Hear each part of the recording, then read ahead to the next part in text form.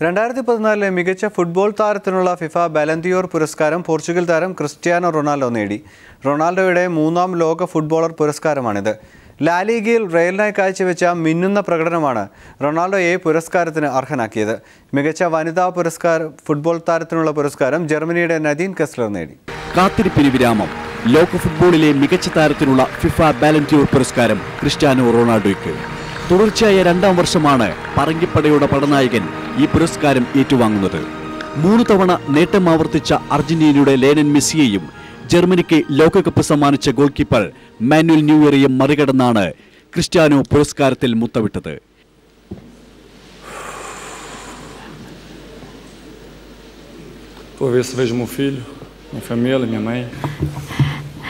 I don't see my son, my family, my mother. Tenho que agradecer a todos aqueles que votaram em mim. I would like to thank all those who voted for me. 2008 ക്രിസ്ത്യാനോയ്ക്ക് തന്നെയായിരുന്നു ഈ പുരസ്കാരം. രാജ്യത്തിനു വേണ്ടിയും Real മാഡ്രിഡിനു വേണ്ടിയും നടത്തിയ മിന്നുന്ന പ്രകടനങ്ങളാണ് പുരസ്കാരത്തിന് അർഹനാക്കിയത്. കഴിഞ്ഞ വർഷം 61 ഗോളുകളാണ് രാജ്യത്തിനും ക്ലബിനുമായി ക്രിസ്ത്യാനോ സ്വന്തം പേരിൽ കുറിച്ചത്. ചാമ്പ്യൻസ് ലീഗിൽ ഒരു സീസണിൽ 17 ഗോളടിച്ച് ചരിത്രം കുറിച്ചതും പോയ വർഷം തന്നെ. റയൽ മാഡ്രിഡിനെ ചാമ്പ്യൻസ് ലീഗിന്റെ അവകാശികളാക്കിയതും കാൽപന്ത് കളിയിലെ ഈ ഇന്ദ്രജാലക്കാരന്റെ നേട്ടത്തിന് മിഴിവേകി. ജർമ്മനിയുടെ നദീൻ ക്ലെസറാണ് മികച്ച വനിതാ ഫുട്ബോളറായി തെരഞ്ഞെടുക്കപ്പെട്ടത്. ജർമ്മനിക്ക് ലോകകപ്പ് നേടിക്കൊടുത്ത ജോക്കിം ലോയാണ് മികച്ച പരിശീലകൻ. ഏറ്റവും മികച്ച ഗോളിലുള്ള പുഷ്കാസ് പുരസ്കാരം കൊളംബിയയുടെ ഹാമിഷ് റോഡ്രിഗസ് സ്വന്തമാക്കി. ഫിഫയുടെ ലോക 11 മാനുവൽ ന്യൂയർ ഗോൾ കീപ്പറും Philipp Lahm, David Luiz, Thiago Silva, Sergio Ramos എന്നിവർ ഡിഫൻഡർമാരായും Andres Iniesta, Toni Kroos, Angel Di Maria എന്നിവർ മിഡ്ഫീൽഡർമാരായും Lionel Messi, Cristiano Ronaldo, Arjen Robben എന്നിവർ സ്ട്രൈക്കർമാരായും തെരഞ്ഞെടുക്കപ്പെട്ടു. ഫിഫയുടെ ആസ്ഥാനമായ സൂറിച്ചിലെ നക്ഷത്ര രാവിലായിരുന്നു പോയ വർഷത്തെ സോക്കറിന്റെ ഇതിഹാസ താരങ്ങളെ പ്രഖ്യാപിച്ചത്. Sports desk. ബാലൻഡിയോർ പുരസ്കാരം തന്നെ നമ്മൾ ഇന്ന് ചർച്ചാ വിഷയമാക്കുകയാണ്. ദേശാഭിമാനി സ്പോർട്സിലേക്ക് സുധേഷ് നമ്മോടൊപ്പമുണ്ട്. ഒപ്പം ഫുട്ബോൾ താരം എബിൻ റോസും നമ്മോടൊപ്പം ചേരുന്നു. ആദ്യം തന്നെ സുധേഷിലേക്ക് പോവുകയാണെങ്കിൽ എങ്ങനെ കാണുന്നു? വീണ്ടും മെസ്സി ക്രിസ്ത്യാനോ അപ്രമാദിത്യം തുടരുകയാണ് അല്ലേ? തീർച്ചയായും അങ്ങനെ തന്നെ കരുതേണ്ടിയിരിക്കുന്നു. നമ്മൾ ഇത്തവണ ബാലൻഡിയോർ പുരസ്കാരത്തിനൊരു മാറ്റമുണ്ടാകും, അല്ലെങ്കിൽ 3 പേർക്കും ഏകദേശം തുല്യ സാധ്യത എന്നുള്ള രീതിയിലൊക്കെ ചർച്ചകളുണ്ടായിരുന്നു. എന്നാൽ ഇന്ന് ഇതിൻ്റെ ഫലം വന്നപ്പോൾ നമ്മൾ അറിയുന്നത് ക്രിസ്ത്യാനോ മറ്റുള്ളവരെ ബഹുദൂരം പിന്നിലാക്കിക്കൊണ്ട്, വോട്ടിങ്ങിൽ വളരെ പിന്നിലാക്കിക്കൊണ്ട് തന്നെ ക്രിസ്ത്യാനോ തുടർച്ചയായ രണ്ടാം വട്ടവും തൻ്റെ 3ാമത്തെ ബാലൻഡിയോർ പുരസ്കാരം അദ്ദേഹം നേടിയിരിക്കുന്നു എന്നാണ് അറിയാൻ കഴിഞ്ഞത്. അപ്പോൾ അവർ കൂടുതൽ പരിഗണിച്ചിരിക്കുക. കഴിഞ്ഞ ലോകകപ്പിൽ ക്രിസ്ത്യാനോയുടെ പ്രകടനം നമ്മൾ കണ്ടതാണ്. പോർച്ചുഗൽ ടീമിൻ്റെ മൊത്തത്തിലുള്ള പ്രകടനം വളരെ മോശമായിരുന്നു. ഒപ്പം തന്നെ ക്രിസ്ത്യാനോ മങ്ങിപ്പോയ കാഴ്ച കണ്ടതാണ്. എന്നാൽ റയൽ മാഡ്രിഡ് എന്ന ഫുട്ബോൾ ക്ലബ് കഴിഞ്ഞ സീസണിൽ 2013-14 സീസണിലും അതിനുശേഷവും 2014 ആ ടീമിനുണ്ടായ ഒരു മികവ്, അല്ലെങ്കിൽ നമുക്കറിയാം ക്രിസ്ത്യാനോയെ കൂടാതെ ഒട്ടേറെ മികച്ച താരങ്ങളുണ്ടെങ്കിൽ പോലും ആ ടീമിൻ്റെ പ്രകടനത്തിൻ്റെ ഒരു ആണിക്കല്ല്, അല്ലെങ്കിൽ അവർക്കുള്ള ഒരു ആവേശം എന്ന് പറഞ്ഞാൽ അത് ക്രിസ്ത്യാനോ തന്നെയാണ്. റയൽ ഒരുവിധം എല്ലാ കിരീടങ്ങളും, ലോക ക്ലബ് ഫുട്ബോൾ കിരീടം വരെ നേടി നേട്ടത്തിൻ്റെ നിറയിൽ കഴിഞ്ഞ തവണ ലീഗ് കിരീടം കിട്ടിയില്ല എന്നുള്ളൊരു യാഥാർത്ഥ്യം തന്നെയാണ്. എങ്കിൽ പോലും ഇത്തവണ അത് നേടുമെന്നുള്ള ഉറപ്പിച്ച് തന്നെയാണ് റയൽ മുന്നേറുന്നത്. അപ്പോൾ ആ മുന്നേറ്റത്തിനെല്ലാം പിന്നിൽ ക്രിസ്ത്യാനോ റൊണാൾഡോ ഉണ്ടായിരുന്നു. ഒരു തികഞ്ഞ ഫുട്ബോളർ എന്ന നിലയിലേക്ക് അദ്ദേഹം വളരെ നേരത്തെ തന്നെ വളർന്നു കഴിഞ്ഞു. എങ്കിൽ പോലും തുടർച്ചയായി നമുക്കറിയാം 22ാം വയസ്സിൽ ബാലൻഡിയോർ പുരസ്കാരത്തിന് നോമിനേഷൻ പട്ടികയിൽ ഇടം പിടിക്കുന്ന ഒരു കളിക്കാരനാണ്. അദ്ദേഹം തന്നെ 28ാം വയസ്സിലും അതേ തികവോടുകൂടി കളിക്കുന്നു എന്നുള്ളത് ഇപ്പോൾ ക്രിസ്റ്റിനെ പോലുള്ളവർക്ക് മനസ്സിലാവും. ഒരു ഫുട്ബോൾ താരത്തിന് അത്രത്തോളം തുടർച്ചയായ ഒരു ഫോം നിലനിർത്താൻ കഴിയുക എന്നുള്ളത് വളരെ ശ്രമകരമായ കാര്യമാണ്. ക്രിസ്ത്യാനോയുടെ അതിനെക്കുറിച്ച് നമുക്ക് കൂടുതൽ പറയണമെങ്കിൽ ക്രിസ്ത്യാനോയുടെ ഒരു കളി രീതി, അദ്ദേഹം കളിയെ സമീപിക്കുന്ന രീതി, അദ്ദേഹത്തിൻ്റെ പരിശീലനം തുടങ്ങിയ കാര്യങ്ങൾ പറയേണ്ടിയിരിക്കുന്നു. അപ്പോൾ ഒരു തികവാർന്ന ഫുട്ബോളർ എന്ന നിലയിൽ തുടർച്ചയായി നിലനിൽക്കാൻ സാധിക്കുന്നു എന്നുള്ളത് തന്നെയാണ് ക്രിസ്ത്യാനോയ്ക്ക് വീണ്ടും ആ പദവിക്ക് അർഹനാക്കിയത്. എന്തുകൊണ്ടും അദ്ദേഹം അതിന് അർഹനാൻ തന്നെയാണ് എന്ന് തന്നെയാണ് എനിക്ക് പറയാനുള്ളത്. തീർച്ചയായും സുധേഷ് പറഞ്ഞ പോലെ നെബിൻ റോസിലേക്ക് വരികയാണെങ്കിൽ ഇപ്പോൾ കണ്ടിന്യൂസ് ആയി ആ ഫോം നിലനിർത്തുകയാണ് റൊണാൾഡോ. മറു സൈഡിൽ പലവട്ടവും മെസ്സി ഫോം മങ്ങുന്നതായി കണ്ടു. കഴിഞ്ഞ 2 വർഷത്തിനിടയ്ക്ക് മെസ്സി പലവട്ടവും വളരെ താഴ്ന്ന ഫോമിലേക്ക് പോവുകയും ചെയ്തു. ഇന്നലെ പോളിംഗിൽ കണ്ടൊരു വ്യത്യാസം 37% വോട്ട് ലഭിക്കുമ്പോഴും മറു സൈഡിൽ മെസ്സിക്ക് 15% എന്ന രീതിയിൽ, അതായത് കഴിഞ്ഞ വട്ടമൊക്കെ വളരെ അടുത്ത പോളിംഗ് ശതമാനമായിരുന്നു. പക്ഷേ ഇപ്പോൾ ഇക്കുറി വളരെ മുന്നിലേക്ക് പോവുകയാണ്. അപ്പോൾ ഇവിടെ നമുക്ക് കാണാൻ കഴിയുന്നത് ഇനി റൊണാൾഡോയുടെ കാലമാണോ? മെസ്സി എന്ന് പറയുന്ന ആ പ്രഭാവം അവസാനിക്കുകയാണോ? ലോക ഫുട്ബോളിൽ ഒരുപാട് താരങ്ങളുണ്ടായിരുന്നു, പക്ഷേ അപൂർവ പ്രതിഭകൾ അപൂർവമായിട്ടേ ഉണ്ടാവുള്ളൂ. അതിന് മറഡോണയുടെ കാലഘട്ടത്തിൽ മറഡോണ അല്ലെങ്കിൽ പെലെ അങ്ങനെ. പക്ഷേ ഈ രണ്ട് പ്രതിഭകൾ ഒരേ കാലഘട്ടത്തിൽ കളിക്കുന്ന ഒരു അപൂർവമായ ഒരു സാഹചര്യമാണ് ഇപ്പോഴുള്ളത്. കാര്യം വേൾഡ് കപ്പ് ഫുട്ബോളിൽ റൊണാൾഡോ ആണോ മെസ്സിയാണോ മികച്ചതെന്ന് വളരെയധികം ചർച്ചാ വിഷയമാകുന്ന ഒരു കാലഘട്ടമാണ്.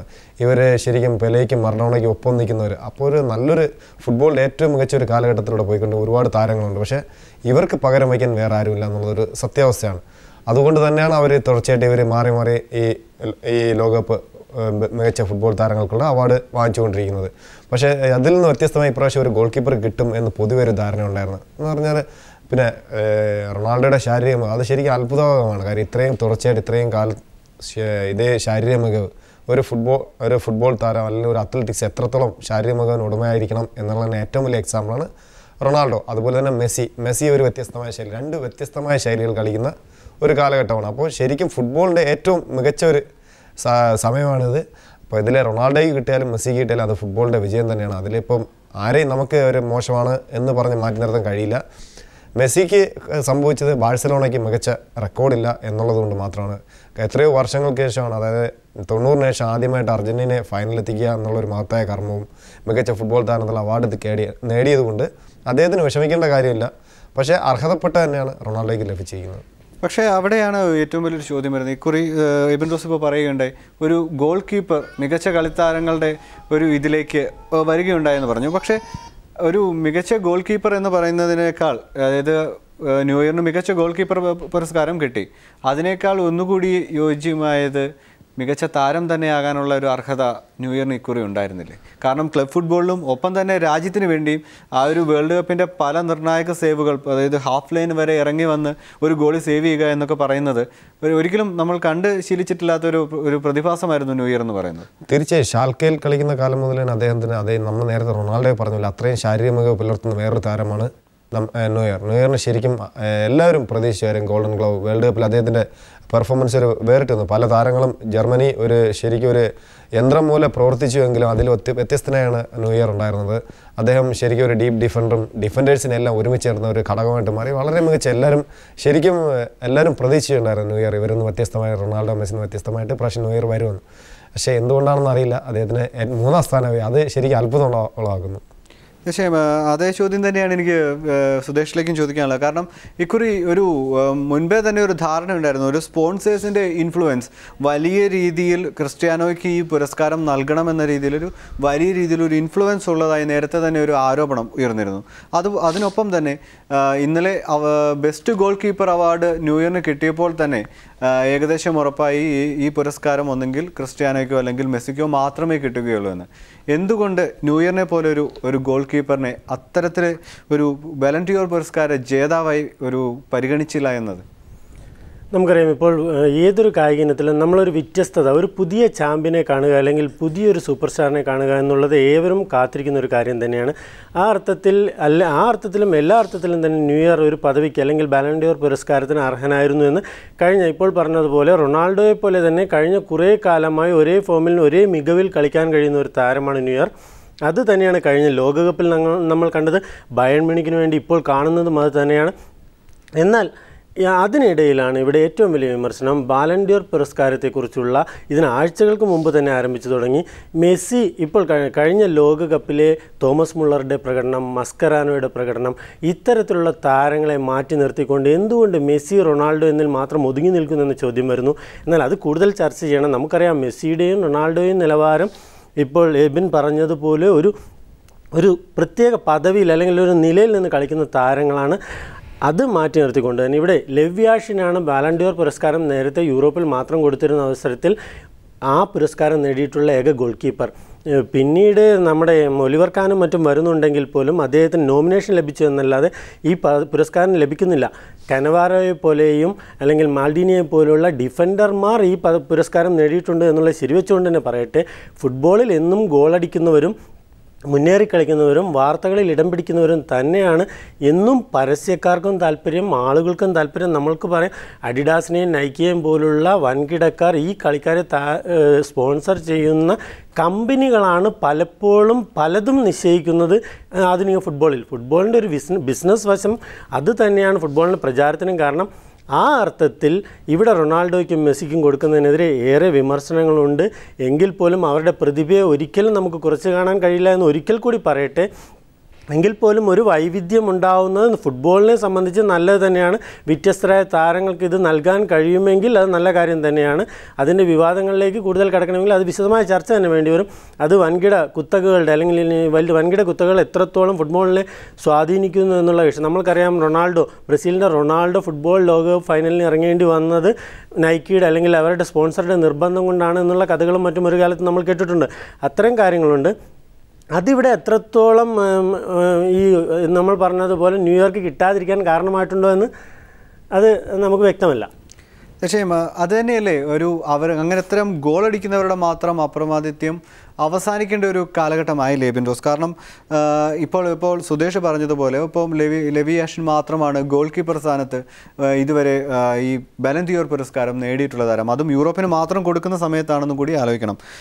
അപ്പോൾ അങ്ങനെ ഒരു രീതിയിലേക്ക് വരുമ്പോൾ മാത്രമല്ല, ഇന്നലെ പരിശീലകൻ ജോക്കിം ലോ എന്ന് പറയുന്നത് ലോകകപ്പ് നേടിയ കോച്ച് തന്നെയാണ്. എങ്കിൽ പോലും അമേരിക്കയുടെ ക്ലിൻസ്മാനെയും കോസ്റ്ററിക്കയെ അത്രത്തോളം എത്തിച്ച് അവരുടെ കോച്ചിനെ എല്ലാം പരിഗണിക്കുക പോലും ചെയ്യാതെയാണ്, അതായത് ഒരു റൗണ്ടിൽ മാത്രം നിൽക്കുന്ന ഒരവസ്ഥയില്ലേ ഈ ബാലൻ ദിയോർ പുരസ്കാരത്തിന്?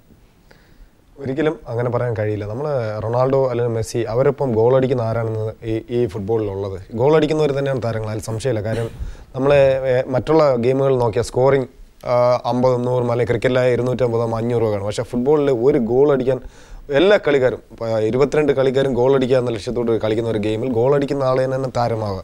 പക്ഷെ ആ ഗോള് കാണാനാണ് ജനങ്ങൾ വരുന്നത്. ഗോൾ കൂടുതലുള്ള കളികൾ ആണ് കാണികൾ എപ്പോഴും പറയാം വളരെ നല്ല കളി, ഞങ്ങൾ എൻജോയ് ചെയ്യുന്നു പറയാം. പക്ഷേ അതിനുപരി പറഞ്ഞതുപോലെ എല്ലാവർക്കും കിട്ടാനുള്ള ഇതുണ്ട്. പക്ഷേ എന്നിരുന്നാലും ഞാൻ പറയാം, ഇവർ രണ്ടുപേരും മെസ്സിയും റൊണാൾഡോയും ശരിക്കും ഒരു വ്യത്യസ്ത തലത്തിൽ കളിക്കുന്ന ആൾക്കാരാണ്. അവരോട് കമ്പയർ ചെയ്യാൻ ഇന്നൊരു താരങ്ങളില്ല. നേരത്തെ പറഞ്ഞതുപോലെ ഇങ്ങനെ ഒരു ആരോപണം ഉണ്ടായിട്ടുണ്ട്. അതായത് റൊണാൾഡോ റിയൽ മാഡ്രിഡിൽ വന്നത് തന്നെ അദ്ദേഹത്തിന് ഈ അവാർഡിന് വേണ്ടിയാണെന്നൊരു ചെറിയൊരു ആദ്യത്തെ വർഷങ്ങളിൽ റൊണാൾഡോയ്ക്ക് ഈ അവാർഡ് കിട്ടാത്ത കാരണം റൊണാൾഡോ നിരാശനായി തിരിച്ച് മാഞ്ചസ്റ്ററിലോട്ട് പോകണം എന്നൊരു ന്യൂസ് ഉണ്ടായിരുന്നു. അപ്പോൾ ഇതിൽ കോർപ്പറേറ്റുകൾ അല്ലെങ്കിൽ അതിൻ്റെ സ്വാധീനം ഉണ്ടാവുമെങ്കിലും ഇന്ന് ഇവർക്ക് പകരം വയ്ക്കാൻ എന്തായാലും അവർക്ക് വേറൊരു താരങ്ങളില്ല. പിന്നെ ഗോൾ തന്നെയാണ് ആത്യന്തികമായ ഫുട്ബോളിലെ വിജയം. ആ ഗോൾ നേടുന്നവൻ താരമാകും എന്നുള്ളതിൽ ഏതൊരു സംശയമില്ല. ഇപ്പോൾ ഡിഫൻഡേഴ്സായ കണവാറയെ കിട്ടുന്ന മൽഡീനി കിട്ടിയിട്ടുണ്ട്. അതൊക്കെ അവരുടെ കഴിവുണ്ട്. അപ്പം ഒരു ചട്ടക്കൂട്ടിൽ ഒതുങ്ങി നിൽക്കുന്നു എന്ന് പറയാൻ സാധിക്കില്ല. അതോടൊപ്പം തന്നെ ജോക്കിംഗ് ലോ എന്ന കോച്ചിൻ്റെ കിട്ടിയെങ്കിൽ അത് 100% അയാൾക്ക് അർഹതപ്പെട്ടതാണ്. അതായത് ജർമ്മൻ വേൾഡ് കപ്പിൽ ഇന്ന് മുതൽ കഴിഞ്ഞ 4-5 വർഷമായിട്ട് ജർമ്മനിയെ ഒരേ രീതിയിൽ പരിശീലിപ്പിക്കുകയും ആ ഒരു അച്ചുതണ്ട് കളിക്കാൻ അവരെ പ്രാപ്തരാക്കുകയും ചെയ്തിരുന്ന ഒരു കോച്ചാണ് ജോക്കിംഗ് ലോ. അപ്പോൾ അങ്ങനെ ഇപ്പോൾ ക്ലിൻസ്മാൻ അമേരിക്കയ്ക്ക് നല്ല ടീമുണ്ടായി. അതുപോലെ നമുക്ക് പറയണേ ക്ലബ്ബ് ഫുട്ബോൾ മൗറിഞ്ഞോ അല്ലെങ്കിൽ അങ്ങനെയുള്ള ഒരുപാട് കോച്ചസ് ഉണ്ട്. അപ്പോൾ തീർച്ചയായിട്ടും ജോക്കിംഗ് ലോയ്ക്ക് അർഹതപ്പെട്ടത് തന്നെയാണ് ഫുട്ബോൾ കൊടുത്തിരിക്കുന്നത്. അതെ, പക്ഷേ ജോക്കിം ലോയെ ഒരിക്കലും താത്തി കണ്ടതല്ല. കാരണം അദ്ദേഹം ലോകകപ്പ് നേടുക എന്ന് പറയുന്നത് ഒരിക്കലും ഒരു ചെറിയ കാര്യമേ അല്ല. പക്ഷെങ്കിൽ ഞാൻ ചോദിക്കുന്നത്, പരിഗണിക്കുക പോലും ചെയ്യപ്പെട്ടില്ല. കോസ്റ്ററിക്കയുടെ കോച്ച് എന്ന് പറയുന്നത് ഒരു പരിമിതമായൊരു ടീമിനെ കൊണ്ടുവന്ന് സെമി ഫൈനൽ വരെ എത്തിക്കുക എന്ന് ഒരു വലിയ കടമ ചെയ്തിരുന്നു.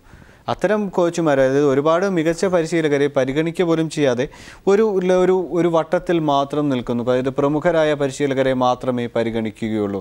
ഇപ്പോൾ തന്നെ മികച്ച ഗോൾ കീപ്പറിനെയൊക്കെ നോക്കുകയാണെങ്കിൽ കോസ്റ്ററിക്കയുടെ കെയ്ലർ നവാസ് എന്ന് പറയുന്നത് ഏറ്റവും മികച്ച ഗോൾ കീപ്പർ എന്ന് വേണമെങ്കിൽ പറയാമായിരുന്നു. അതായത് ന്യൂയറിനൊപ്പം തന്നെ നിൽക്കുന്നതായിരുന്നു. കോസ്റ്ററിക്കയുടെ ആ ഗോളിനെ ഒരിക്കലും അതായത് പരിഗണിക്കുക പോലും ചെയ്തില്ല. അതാണ് ഞാൻ ചോദിച്ചത്, ഒരു വട്ടത്തിൽ മാത്രം നിൽക്കുകയല്ലേ? അതായത് പ്രമുഖരായ ടീം അല്ലെങ്കിൽ വലിയ രാഷ്ട്രങ്ങളുടെ മാത്രം ഒരു കുടക്കീഴിലേക്ക് നിൽക്കുകയല്ലേ ഈ ബാലൻ ദിയോർ പുരസ്കാരം? ഒരിക്കലുമില്ല. കാരണം ഞാൻ നേരത്തെ പറഞ്ഞതുപോലെ ഈ എലക്ഷൻ, അതായത് ഈ വോട്ടെടുപ്പ്, അതായത് താരങ്ങളെ വോട്ടെടുപ്പ് നിർണ്ണയിക്കുന്നത് ഒരു ഗ്രൂപ്പോ അല്ലെങ്കിൽ ഇതല്ല. മികച്ച മാധ്യമത്തെ ആൾക്കാർ, അതായത് സ്പോർട്സ് റിപ്പോർട്ടേഴ്സ്, ഇതിലെ മികച്ച ടെക്നീഷ്യൻസ്, പഴയകാല താരങ്ങൾ, അങ്ങനെ ഫുട്ബോളുമായിട്ട് വളരെയധികം ബന്ധമുള്ള, ഫുട്ബോളുമായിട്ട് നല്ല ജ്ഞാനമുള്ള ആൾക്കാരെയാണ് ഇതിൽ അപ്പോയിൻ്റ് ചെയ്യുന്നത്. അല്ലാതെ ആരെങ്കിലും ഒരു ജൂറി അല്ലെങ്കിൽ ഒരു 5-6 പേര് ചേർന്ന ഇതല്ല എടുക്കുന്നത്. ഓൺലൈൻ വോട്ടെടുപ്പുണ്ട്, സ്പോർട്സ് റിപ്പോർട്ടേഴ്സ് ഉണ്ട്, അങ്ങനെയല്ല ഫുട്ബോളിൻ്റെ വിദഗ്ധന്മാരുണ്ട്.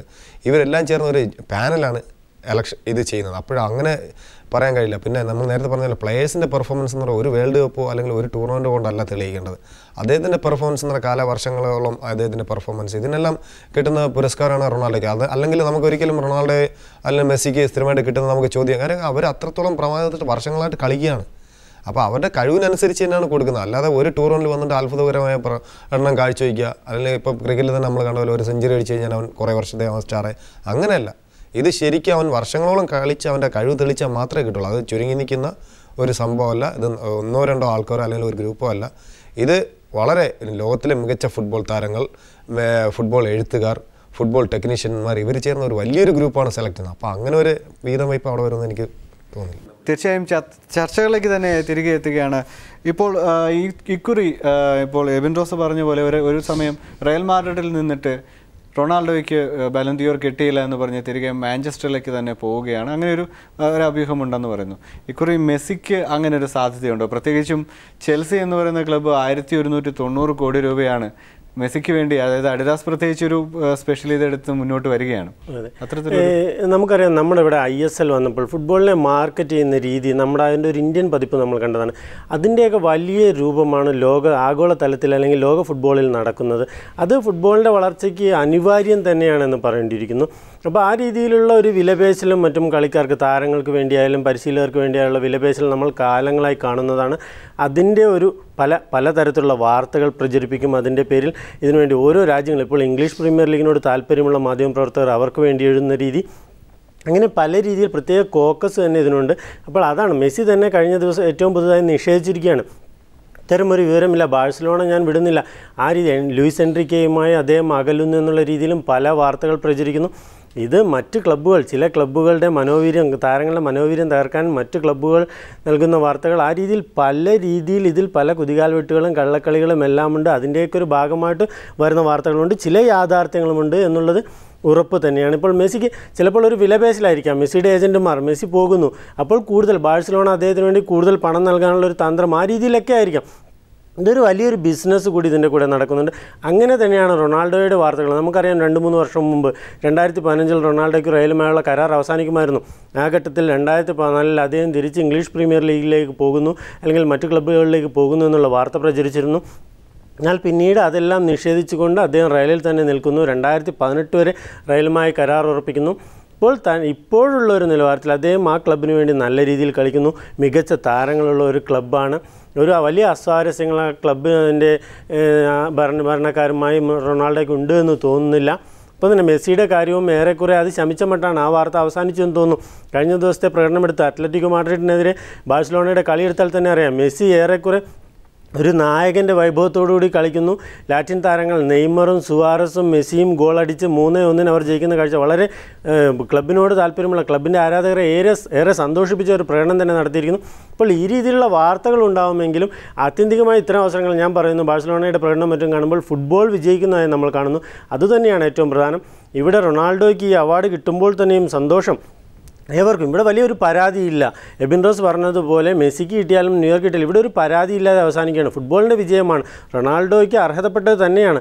നമുക്കറിയാം റൊണാൾഡോയുടെ ഒരു കളി രീതി, അദ്ദേഹം എത്രത്തോളം ഇതിനോട് ആത്മാർത്ഥത പുലർത്തുന്നു. തൻ്റെ ശാരീരിക ക്ഷമത നിലനിർത്താൻ വേണ്ടി അദ്ദേഹത്തിൻ്റെ കാര്യങ്ങൾ, ഒരു ഫുട്ബോൾ സൂപ്പർ സ്റ്റാർ എന്നതിനൊപ്പം തന്നെ ഒരു റോൾ മോഡൽ എന്ന നിലയിലും റൊണാൾഡോ വലിയൊരു ഘടകമാണ്. ലോകത്ത് പല ചെറുപ്പക്കാർക്കും ഒരു മാതൃക അല്ലെങ്കിൽ റോൾ മോഡലായി മാറിക്കൊണ്ടിരിക്കുകയാണ്. വലിയൊരു കാര്യം തന്നെയാണത്. അത് പ്ലാറ്റിനിയെ പോലുള്ളവർ ഏറെ വിശേഷിപ്പിച്ചിട്ടുണ്ട്. കളിയോടുള്ള പരിശീലനത്തോടുള്ള അദ്ദേഹത്തിൻ്റെ ഒരു സമീപനം, അത് ഏതൊരു ഫുട്ബോൾ താരവും കണ്ടു പഠിക്കേണ്ട ഒന്ന് തന്നെയാണ്. ഒരു കാലത്ത് ചെറുപ്പത്തിൽ ടീച്ചറെ കസേര കൊണ്ടെറിഞ്ഞതിന് സ്കൂളിൽ നിന്ന് പുറത്തുപോയി പിന്നീട് വിദ്യാഭ്യാസം വേണ്ട, എനിക്ക് ഫുട്ബോൾ മതി എന്ന് വീട്ടുകാരോട് പറഞ്ഞ് സമ്മതിപ്പിച്ച വളരെ ദരിദ്രമായ ചുറ്റുപാടുള്ളൊരു വ്യക്തിയായിരുന്നു. അതുകൂടി നമ്മൾ മനസ്സിലാക്കണം. ഒരു വീട്ടിൽ ഒരു മുറിയിലായിരുന്നു ഈ കുടുംബം കഴിഞ്ഞിരുന്നത്. അത്തരം ഒരു മുറിയിൽ നിന്നും ഇന്ന് 100 കോടിയിലേറെ രൂപ അല്ലെങ്കിൽ വലിയൊരു സമ്പാദ്യത്തിന് അല്ലെങ്കിൽ അത്രത്തോളം ശമ്പളം മേടിക്കുന്ന ഒരു താരമായി മാറിയിരിക്കുന്നു നമ്മൾ കാണുന്നു. ഒപ്പം തന്നെ തൻ്റെ വ്യക്തിത്വം സൂക്ഷിക്കാൻ കഴിയുന്നു എന്നുള്ള വലിയ കാര്യമാണ്. ഒരു ചൂടനാണ് എന്നുള്ള പരാതി, അത് രണ്ടുപേരുടെയും ക്യാരക്ടറിൻ്റെ വ്യത്യാസം. മെസ്സിയെക്കുറിച്ചും റൊണാൾഡോയെക്കുറിച്ചും താരതമ്യം ചെയ്യുമ്പോൾ വലിയ വ്യത്യാസം തന്നെ നമ്മൾ കാണാം. അവരുടെ കളിയിൽ എന്ന പോലെ വ്യക്തിത്വത്തിലും നമുക്ക് കാണാം. അപ്പോൾ ആ രീതിയിൽ താരങ്ങളും മറ്റും പല തരക്കാരായിരിക്കാം, എങ്കിൽ പോലും തൻ്റെ മികവ് സൂക്ഷിക്കാൻ കഴിയുന്നു, അല്ലെങ്കിൽ തൻ്റെ ഈ കളിയോടുള്ള ആത്മാർത്ഥത പുലർത്താൻ സാധിക്കുന്നു എന്നുള്ള ഏറ്റവും പ്രധാനപ്പെട്ട കാര്യമാണ്. ആ കാര്യത്തിൽ റൊണാൾഡോ വളരെ മുന്നിൽ തന്നെയാണ്, വളരെ മുകളിൽ തന്നെയാണ്. അതുതന്നെയാണ് ഫുട്ബോളിന് ആവശ്യം. ആത്യന്തികമായി ഫുട്ബോൾ വിജയിക്കുന്നത് അവിടെയാണ്. ഒരു വലിയ റോൾ മോഡലായി തുടരാൻ റൊണാൾഡോയ്ക്ക് സാധിക്കുന്നു, അതും ഏറെ നാൾ സാധിക്കുന്നു എന്നുള്ളത് വലിയൊരു കാര്യം തന്നെയാണ്. ഒപ്പം തന്നെ ഇനിയിപ്പോൾ നമുക്ക് ചർച്ച ചെയ്യേണ്ട ഒരു കാര്യമുണ്ട്, പുസ്കസ് അവാർഡ്. അതിനു മുമ്പായി തന്നെ പറയാം, നദീൻ കെസ്ലർ എന്ന് പറയുന്നത് ബലന്തിയോർ പുരസ്കാരം നേടുന്ന വനിതാ താരമായി. ഇക്കുറി പുരസ്കാര വേദികളിൽ സ്ത്രീകൾക്കുള്ള ഒരു പ്രാതിനിധ്യം, അല്ലെങ്കിൽ കളിക്കളത്തിൽ സ്ത്രീകൾക്കുള്ള ഒരു പ്രാതിനിധ്യം, പ്രത്യേകിച്ചും വുമൺസ് വേൾഡ് കപ്പ് വരാനിരിക്കുന്ന സാഹചര്യത്തിൽ കൂടി ആദ്യമായി പുസ്കസ് അവാർഡിന് ജെയിംസ് റോഡ്രിഗസിനും വാൻ പേസിക്കുമൊപ്പം സ്റ്റെഫാനോ റോച്ചി എന്ന ഒരു വനിതാ താരത്തെ മൂന്നാമത്തെ ഓപ്ഷനായി തിരഞ്ഞെടുക്കുന്നു. എങ്ങനെ കാണുന്നു എബിൻ റോസ് അത്തരമൊരു ഇത്? ശരിക്കും ഇപ്പോൾ ലോക ഫുട്ബോളിൽ വനിതാ ഫുട്ബോൾ ഏറെ പ്രാധാന്യം കൊടുക്കണം. ഇപ്പോൾ തന്നെ എല്ലാവരും പറയാം സമത്വം വേണം, പുരുഷന്മാരുമായി സമത്വം വേണമെന്ന് ആഗ്രഹിക്കുന്ന ഒരു കാലഘട്ടമാണ്, അതിനുവേണ്ടി പ്രവർത്തിക്കുന്ന ഒരു കാലഘട്ടമാണ്. അതുപോലെ തന്നെ ഫുട്ബോളിലെ ഫിഫയും അതുപോലെ അവർക്ക് തുല്യ പ്രാധാന്യം കൊടുത്തുകൊണ്ട്, വനിതകൾക്കും തുല്യ പ്രാധാന്യം കൊടുത്തുകൊണ്ട് ഫുട്ബോളിനെ കൂടുതൽ പ്രൊമോട്ട് ചെയ്യാൻ വേണ്ടിയുള്ള ഒരു ഒരുക്കത്തിലാണ്. അപ്പോൾ അതിൻ്റെ ഭാഗമായിട്ടായിരിക്കാം ഇത്. അതോടൊപ്പം തന്നെ വനിതകളുടെ ഫുട്ബോളും വളരെ ഉയർന്ന നിലവാരത്തിലാണ് ഇപ്പോഴുള്ളത്. ശരിക്കും ഇന്ത്യൻ ഫുട്ബോളിലും അതിൻ്റെ ഒരു പ്രതിഫലനം കണ്ടു തുടങ്ങി. ഇന്ത്യയിലും പുതിയ പദ്ധതികൾ ഫുട്ബോളിനായി വനിതകൾക്ക് പ്രത്യേകം ഇത് കൊണ്ടുവരുന്നുണ്ട്. പ്രോഗ്രാമുകളും പ്രോജക്റ്റുകളും കൊണ്ടുവരുന്നുണ്ട്. സ്കൂൾ തലം മുതൽ ഫുട്ബോൾ ഡെവലപ്പ് ചെയ്യാനും വനിതാ ഫുട്ബോൾ ഡെവലപ്പ് ചെയ്യാനും സ്ത്രീകൾക്കും അതേ തുല്യ പ്രാധാന്യത്തിൽ പുരുഷന്മാർക്ക് കിട്ടുന്ന അതേ പ്രാധാന്യത്തോടുകൂടി കൊണ്ടുവരുന്നത്. അത് ശരിക്കും നല്ലൊരു ഇതാണ്. അത് ഫിഫയുടെ ഒരു വലിയൊരു പ്രോജക്റ്റ് തന്നെയാണ് ഈ അടുത്ത കാലം. തീർച്ചയായും.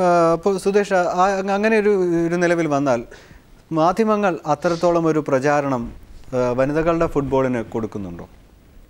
അത് ഒരു സംശയമുള്ള, അല്ലെങ്കിൽ അത് അങ്ങനെ നമുക്ക് വ്യക്തമായി പറയാൻ സാധിക്കില്ല. ഇല്ല എന്ന് തന്നെ പറയേണ്ടി വരും വളരെ വിഷമത്തോടു കൂടി. എന്തുകൊണ്ടെന്നാൽ ഇപ്പോൾ ഇന്നലെ കണ്ടത് വളരെ സന്തോഷകരമായൊരു കാര്യം തന്നെയെന്ന് പറയണം. ഒരു വനിതാ താരം അവരുടെ ഗോളാണ് ആദ്യം കാണിക്കുന്നത്, വളരെ മികച്ച ഗോൾ.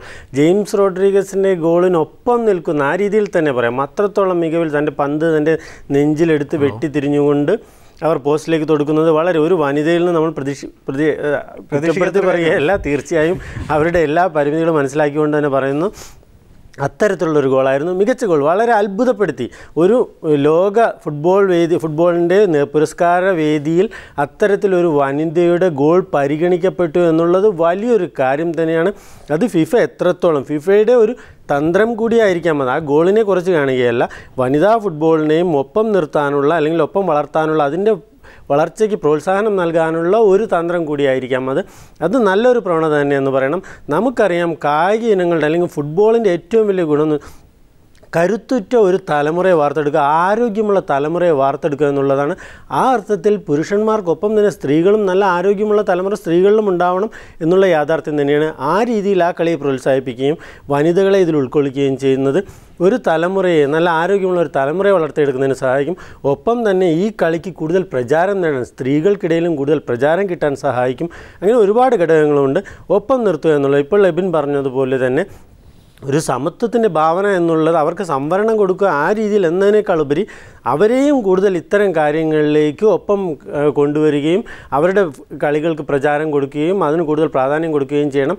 അതിൽ മാധ്യമങ്ങൾ ശ്രദ്ധിക്കണം എന്നാണ് പറയാനുള്ളത്. അത് എത്രത്തോളം ഫലവത്താകുമെന്നുള്ളത് ഇപ്പോൾ എനിക്ക് പറയാൻ സാധിക്കില്ല. എങ്കിൽ പോലും നിലവിലെ സാഹചര്യത്തിൽ അത് അത്രത്തോളം കാണിക്കില്ല എന്നുള്ളത് നമുക്ക് തന്നെ അറിയാവുന്ന കാര്യമാണ്. തീർച്ചയായും. ഇനിയിപ്പോൾ ലോക 11 പരിഗണിച്ചാൽ എബിൻ റോസ്, മികച്ച ആദ്യ 11-ക്കാളും ഒന്നുകൂടി മികച്ച 11 റിസർവ് ബെഞ്ചിലേക്ക് തിരഞ്ഞെടുത്ത 11 താരങ്ങളാണെന്നൊരു അഭിപ്രായം ഉയർന്നു വന്നു. എങ്ങനെ കാണുന്നു ലോക 11? തീർച്ചയായും നമുക്ക് ലോക 11-ലെ എല്ലാ താരങ്ങളും മികച്ചതാണ്. ഈ ഫസ്റ്റ് 11-ലോ അല്ലെങ്കിൽ റിസർവിൽ വന്ന താരങ്ങൾ അതിന് പുറത്തും അതിനേക്കാളും മികച്ച താരങ്ങളുണ്ടാകും. പക്ഷേ അവരെ തിരഞ്ഞെടുക്കുന്ന രീതി എന്ന് പറഞ്ഞാൽ അവരുടെ സമീപകാലത്തെ പെർഫോമൻസ്, അല്ലെങ്കിൽ അവർ വ്യത്യസ്തമായിട്ട് മറ്റുള്ളവരിൽ നിന്ന് വ്യത്യസ്തമായിട്ട് ചെയ്ത ഒരു ഇതാണ്. അപ്പം നമുക്ക് അതിനെ ശരിക്കും അവർ വിമർശിക്കാനോ അതിനുള്ള ഒരു ഇതല്ല. കാര്യം പറഞ്ഞതുപോലെ നമുക്ക് കളിക്കുമ്പോൾ ആരെങ്കിലും ഒരാളെ ജയിക്കുകയുള്ളൂ, അതേ ഒരു അവസ്ഥയാണ്. 11 പേര് തിരഞ്ഞെടുക്കുക എന്ന് പറഞ്ഞാൽ വളരെ ദുഷ്കരമായ ഒരു കാര്യമാണ്. അതിൽ ഏറ്റക്കുറച്ചിലുണ്ടാവും. പലർക്കും പല അഭിപ്രായമുണ്ട്. എനിക്കിഷ്ടപ്പെട്ട കളിക്കാരനായിരിക്കില്ല അദ്ദേഹം തിരഞ്ഞെടുക്കുന്നതാണെങ്കിൽ അത് ചിലർ വിമർശിക്കും, ചിലരത് അംഗീകരിക്കും. അപ്പോൾ നമുക്ക് പറയാനുള്ളത് ആരും മോശക്കാരല്ല. ഈ 11 മാത്രമല്ല, ഈ 22 മാത്രമല്ല, അതിന് വെളിയിലും അതേ മികവോടുള്ള താരങ്ങളുണ്ട്. അപ്പോൾ സമീപകാലത്തെ ഫോമും അവരുടെ ആ പൊസിഷനിലുള്ള മികവും നോക്കിയായിരിക്കും അവരെ തിരഞ്ഞെടുക്കുക. അത് തീർച്ചയായും സുദേശ്, അങ്ങനെ നോക്കുകയാണെങ്കിൽ ലോകകപ്പ് നേടിയ ടീമിലെ വെറും 3 പേര് മാത്രമാണ് ലോക 11-ലും 2 പേർ മാത്രമാണ് റിസർവ് ബെഞ്ചിലേക്കും സ്ഥാനം നേടിയത്. അതായത് മൊത്തം 5 പേർ മാത്രമേ 22 അംഗ ടീമിൽ ഉള്ളൂ എന്നുള്ളത് അതൊരു മാറ്റിവെക്കാമെങ്കിൽ കൂടിയും ഡേവിഡ് ലൂയിസിനെ പോലെ സമീപകാലത്ത് പരാജയങ്ങൾ ഏറ്റുവാങ്ങിയ ഒരു ഡിഫൻഡറിനെ ലോക 11-ൽ പ്രതിഷ്ഠിക്കുക എന്ന് പറയുന്നത് അതെങ്ങനെ നമുക്ക് കാണാൻ കഴിയും? കാരണം അതിലും മികച്ച സെൻട്രൽ ഡിഫൻഡർമാർ ഇന്ന് ഉള്ള സ്ഥിതിയിൽ ശരിക്കും നമുക്ക് ഇന്നത്തെ ഈ ലോക 11 കാണുമ്പോൾ ചെറിയൊരു അത്ഭുതം തോന്നുന്നത് ജർമ്മൻ താരങ്ങൾ ലാം ഒഴികെയുള്ള മറ്റാരുമില്ല എന്നുള്ളൊരു കുറവ് കാണുന്നുണ്ട്. എങ്കിൽ പോലും ഈ 11 ഇപ്പോൾ പ്രഖ്യാപിച്ച 11 തെളിയിക്കുന്നത് ഇത് ലോക ഫുട്ബോൾ, നമ്മൾ പറഞ്ഞില്ലേ പരാതിയുണ്ട്, അത് ഫുട്ബോളിൻ്റെ ഒരു ഔന്നത്യത്തെ കാണിക്കുന്നു എന്ന് പറയണം. എന്താണെന്ന് വെച്ചാൽ ഒരേ നിലവാരത്തിൽ കളിക്കുന്ന അല്ലെങ്കിൽ ഇത്രത്തോളം മികവിൽ കളിക്കുന്ന ഒരുപാട് താരങ്ങളുണ്ട് എന്നുള്ളതാണ് യാഥാർത്ഥ്യം. ഇന്ന് ലോകത്ത് വേറൊരു കളി എടുത്താൽ പോലും അതിലൊരു ലോക 11 നിശ്ചയിച്ചാൽ ഇത്രത്തോളം പരാതി ഉണ്ടാകില്ല. എന്തുകൊണ്ടെന്നാൽ ലോക ഫുട്ബോൾ അത്രത്തോളം, ഇന്നത്തെ ഫുട്ബോൾ അത്രത്തോളം മാറിയിരിക്കുന്നു. പല ഭൂഖണ്ഡങ്ങളിലായി പല രാജ്യങ്ങളിലായി ഒരേ നിലവാരത്തിൽ കളിക്കുന്ന താരങ്ങൾ ഒരുപാട് പേരുണ്ട് എന്നുള്ളത് ഒരു യാഥാർത്ഥ്യമാണ്. ഇവിടെ ഒരിക്കലും ഡേവിഡ് ലൂയിസിനെ കുറച്ച് കാണാൻ സാധിക്കില്ല എന്ന് പറയട്ടെ. അദ്ദേഹം മികച്ച ഫുട്ബോളർ തന്നെയാണ്.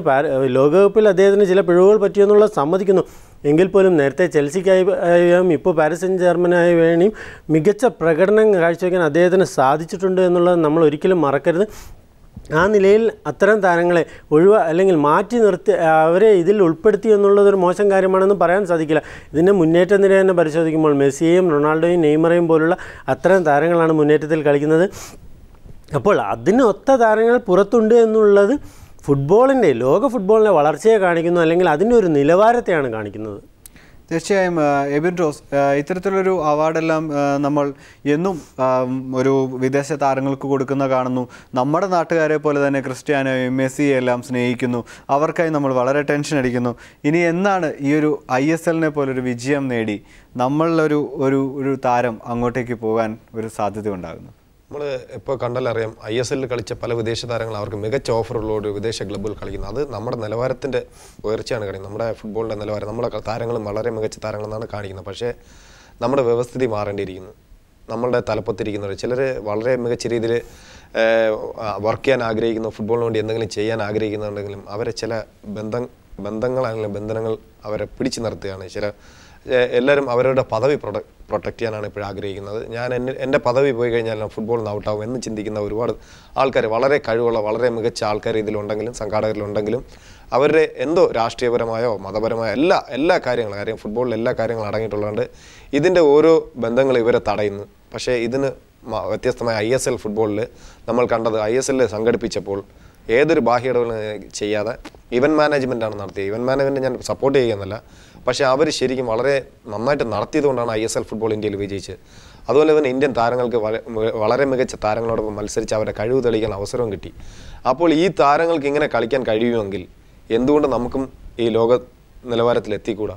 അപ്പോൾ അത് എന്താണ് തടസ്സം? അത് നമ്മളെല്ലാവരും ഗവൺമെൻറ്റിനെയോ ഇതിനെ അങ്ങോട്ട് കുറ്റം പറയും. ഞാൻ ജസ്റ്റ് ഒരു കാര്യം പറഞ്ഞാൽ, നമ്മൾ ജപ്പാനേക്കാളും വളരെ മികച്ചൊരു കാലഘട്ടം ഉണ്ടായിരുന്നു. അത് കഴിഞ്ഞ് നമ്മൾ താഴോട്ടും ജപ്പാൻ മുകളിലോട്ടും പോകാൻ ഒരു കാരണം ഉണ്ടായിരുന്നു. അതായത് AFC കോഴ്സ് എന്ന് പറയും ഫുട്ബോളിൻ്റെ, Asian football confederation, A licence, B licence, C licence. ഈ കോഴ്സ് ജപ്പാനിൽ ഇംപ്ലിമെൻറ്റ് ചെയ്തു. അവിടെ 100 ആയിരക്കണക്കിന് കോച്ചസിനുണ്ടായി. ഈ കോച്ചസ് അവരവരുടെ നാട്ടിൽ പോയി മികച്ച ക്ലബ്ബുകളുണ്ടാക്കി, അല്ലെങ്കിൽ മികച്ച താരങ്ങളുണ്ടാക്കി. അങ്ങനെ ഒരു പറ്റം മികച്ച താരങ്ങൾ വന്നപ്പോൾ അവിടെ കോമ്പറ്റീഷൻ വന്നു. പക്ഷേ ഇവിടെ ഓരോ കോച്ചസ് ഒരു ലൈസൻസ് എടുത്തു കഴിഞ്ഞാൽ അദ്ദേഹത്തിൻ്റെ ഡിസ്ട്രിക്റ്റിൻ്റെ കോച്ചാവണം, സ്റ്റേറ്റിൻ്റെ കോച്ചാവണം, അല്ലെങ്കിൽ അങ്ങനെ പിന്നെ രാഷ്ട്രീയക്കാരുടെ പറയുകയാണ്. അവർക്ക് ഈ പഠിച്ചു വന്നത് കുട്ടികളെ പരിശീലിപ്പിക്കാനല്ല സമയം, അവരുടെ പദവികളും അവർക്ക് ഈ പോസ്റ്റുകളിൽ, അതായത് ഞാൻ കേരള ടീമിൻ്റെ കോച്ച് അല്ലെങ്കിൽ ഞാൻ ജില്ലാ ടീമിൻ്റെ കോച്ച് എന്ന ആ നിലവാരത്തിൽ പോവാതെ ഇവർക്കൊരു കാലഘട്ടം നിശ്ചയിച്ച് അവർ 2 വർഷം അല്ലെങ്കിൽ 3 വർഷം ശരിക്കും ഒരു ക്ലബ്ബുകളെയോ അല്ലെങ്കിൽ കുട്ടികളെ പരിശീലിപ്പിച്ച ശേഷം മാത്രം അവരിങ്ങനെയുള്ള ഇത് കൊടുത്താൽ അങ്ങനെയുള്ള ചില കാര്യങ്ങൾ ചെയ്യുകയാണെങ്കിൽ ഇന്ത്യൻ ഫുട്ബോളിലും മികച്ച താരങ്ങൾ ലോക നിലവാരത്തിൽ വരുന്ന കാര്യം ഒരു സംശയമില്ല. കാര്യം ഇന്ത്യ ആഫ്രിക്കയിലുള്ള താരങ്ങൾക്ക് വേൾഡ് കപ്പും അല്ലെങ്കിൽ ഇതുപോലുള്ള മേഖലയിൽ വരാമെങ്കിൽ എന്തുകൊണ്ട് ഇന്ത്യക്ക് വന്നുകൂടാ? തീർച്ചയായും സുദേശിലേക്ക് അവസാനമായി വന്നു കഴിഞ്ഞാൽ, ഇപ്പോൾ എബിൻ റോസ് പറഞ്ഞതുപോലെ ബാഹ്യ ഇടപെടലുകൾ ഇല്ലാതെ ISL അവസാനിക്കുന്നു. അപ്പോൾ ഇനിയുള്ള സീസണുകൾ നമ്മൾ സൂക്ഷിക്കേണ്ടതല്ലേ? കാരണം IPL എന്ന് പറയുന്ന ആദ്യ സീസൺ വളരെ ഭംഗിയായി കഴിഞ്ഞ ഒരു ക്രിക്കറ്റ് ഒരു ടൂർണമെൻ്റ് ആയിരുന്നു. അതിനുശേഷം ബാഹ്യ ഇടപെടലുകൾ വന്നു. ഇന്ന് ആരും ശ്രദ്ധിക്കാത്ത രീതിയിലേക്ക് അതിനെ നശിപ്പിച്ച് കളയുക എന്നുള്ളത് ഒരു വളരെ വിരോധാഭാസമായ ഒരു കാഴ്ചയായിരുന്നു. അത്തരത്തിലേക്കൊന്ന് കണ്ണോടിച്ചാൽ ഞാൻ ആദ്യമേ പറയട്ടെ, ഇപ്പോൾ ISL ഒരു വിജയം തന്നെയായിരുന്നു എന്നുള്ളത് സമ്മതിക്കുന്നു. എങ്കിൽ പോലും ISL കഴിഞ്ഞു, ആ ടൂർണമെൻറ്റ് കഴിഞ്ഞു, എന്താ അവസ്ഥ? അത് മറന്നു കഴിഞ്ഞു, എല്ലാം മറന്നു കഴിഞ്ഞു. ഇപ്പോൾ ഫെഡറേഷൻ കപ്പ് നടന്നു, ആരാ ജയിച്ചതെന്ന് ചോദിച്ചാൽ പറയാൻ നമ്മളിലൊന്ന് സംശയിക്കുക, ആരാ ജയിച്ചത്? പെട്ടെന്ന് അത്രത്തോളം മാധ്യമ ശ്രദ്ധയും കിട്ടിയില്ല, കാണികളുണ്ടായില്ല. നമ്മുടെ ഫുട്ബോളിന് സംഭവിക്കുന്ന ഒരു ISL കൊണ്ടൊന്നും മാറ്റാവുന്ന രോഗമല്ല നമ്മുടെ ഫുട്ബോൾ രംഗത്തെ അല്ലെങ്കിൽ നമ്മുടെ കായിക രംഗത്തെ ബാധിച്ചിരിക്കുന്നത്. അപ്പോൾ എന്താണെന്ന് തിരിച്ചറിഞ്ഞ് ഒരു ഫുട്ബോൾ, ഞാൻ എന്നും അത് ഓർമ്മപ്പെടുത്താൻ ആഗ്രഹിക്കുന്നു, ഒരു ഫുട്ബോൾ സംസ്കാരം വളർത്തിയെടുക്കണം. നമ്മൾ പറയുന്ന ലോകരാജ്യങ്ങൾ വൻകിടക്കാർ തന്നെ, സ്പെയിൻ ആയാലും ജർമ്മനി ആയാലും ലോക ഫുട്ബോളിൽ ഏറെക്കാലം നല്ല രീതിയിൽ ഫോമിൽ നിൽക്കുന്ന രാജ്യങ്ങളാണ്, അല്ലെങ്കിൽ മികച്ച താരങ്ങളെ സംഭാവന ചെയ്യുന്ന രാജ്യങ്ങളാണ്. എങ്കിൽ പോലും പറയട്ടെ, അവർ കഴിഞ്ഞ 10 വർഷം സ്പെയിനും അല്ലെങ്കിൽ ഇപ്പോൾ ജർമ്മനിയും കൊയ്തെടുക്കുന്നത് ഫുട്ബോളിനെ അവർ സമീപിക്കുന്ന രീതിയിൽ തന്നെ വ്യത്യാസം വരുത്തി ഒരു സംസ്കാരം വളർത്തിയെടുക്കുക. ക്ലബ്ബുകൾ കൂടുതൽ ഇക്കാര്യത്തിൽ ശ്രദ്ധിക്കുക, കുട്ടികളെ ഇതിലേക്ക് മുന്നോട്ട് കൊണ്ടുവരാൻ കൂടുതൽ നല്ല രീതിയിൽ ആത്മാർത്ഥതയോടുകൂടി പ്രവർത്തിക്കുക. ഒരു ഫുട്ബോൾ സംസ്കാരം ജനങ്ങളിലാകെ തന്നെ ഫുട്ബോളിനോടൊരു താല്പര്യം ജനിപ്പിക്കുകയും അതിലേക്ക് തങ്ങളുടെ കുട്ടികളെ വിടാനും അവരെ മികച്ച രീതിയിൽ കളിക്കാനുള്ള ഒരു പ്രേരണ നൽകാൻ കുടുംബത്തിൽ നിന്ന് തന്നെ സാധിക്കുന്ന ഒരവസ്ഥയുണ്ടാകുന്നു. മൊത്തത്തിൽ ഫുട്ബോൾ ഭരണകർത്താക്കൾ തന്നെ അതിൻ്റെ ഒരു ഉയർച്ചയ്ക്ക് വേണ്ടി പ്രവർത്തിക്കുന്നു. അതൊന്നുമില്ലാതെ ഒരു ISLൻ്റെ ഒരു തിളക്കത്തിൽ മാത്രം നിന്നുകൊണ്ട് നമുക്ക് നമ്മുടെ ഫുട്ബോളിൻ്റെ വളർച്ചയെക്കുറിച്ച് സംസാരിക്കാൻ സാധിക്കില്ല. അതിന് ഒരുപാട് ഹോംവർക്കുകൾ ചെയ്യേണ്ട കാര്യമുണ്ട്. നമ്മുടെ ഇപ്പോഴുള്ള നിലവിലുള്ള വ്യവസ്ഥിതിയെ ഉടച്ചു വാർക്കുക തന്നെ വേണമെന്നാണ് എനിക്ക് പറയാനുള്ളത്. തീർച്ചയായും ഫിഫ ബാലൻ ഡിയോർ പുരസ്കാരം നേടുന്നതിനൊപ്പം ക്രിസ്ത്യാനോ റൊണാൾഡോ ഇനി ലോകത്തിന് എതിരില്ലാത്തൊരു താരമായി മാറുകയാണ്. 3ാം ലോക ഫുട്ബോളർ പുരസ്കാരമാണ് അദ്ദേഹത്തിന് ലഭിച്ചത്. ഈ വിഷയമാണ് നമ്മളിപ്പോൾ ഇവിടെ ചർച്ചയ്ക്കെടുത്തതും. വളരെയധികം നന്ദി ചർച്ചയിൽ പങ്കെടുത്തതിന് ദേശാഭിമാനി സ്പോർട്സ് ലേഖകൻ സുദേശ്, ഒപ്പം തന്നെ ഫുട്ബോൾ താരം എബിൻ റോസ്.